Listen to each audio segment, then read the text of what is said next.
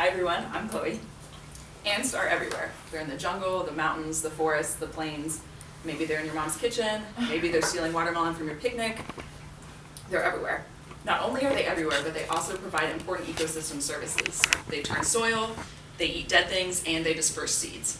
Myrmecockery, or ant seed dispersal, is generally assumed to be a simple pairwise mutualism, where ants benefit from this fleshy appendage on seeds that they remove, eat, and feed to their offspring, and plants benefit from dispersal to a nutrient-rich germination site that is distant from their parent plant. But do you know what else are everywhere? Microbes, or microbial organisms, such as bacteria and fungi, at least some of which are pathogenic to ants and plants, as we see in these two photos here.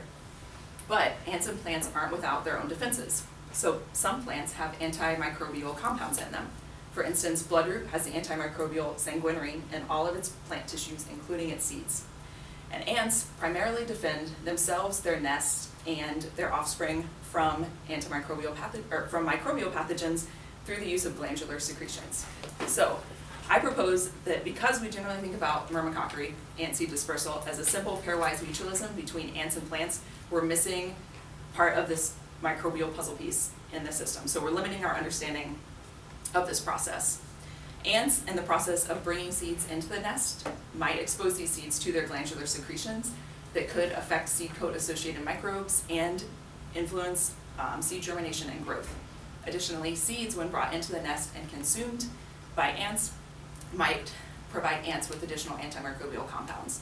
In an experiment I ran this summer, the addition of that sanguinarine antimicrobial that I mentioned earlier to a standard ant diet increased survival in ant colonies that were infected with a microbial pathogen.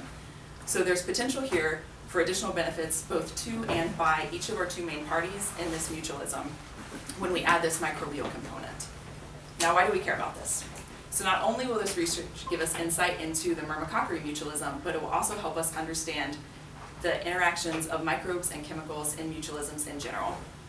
Additionally, as climate change contributes to the decline of seed dispersers, especially birds, especially in the tropics, some researchers have suggested that ants could step up and fill in as seed dispersers.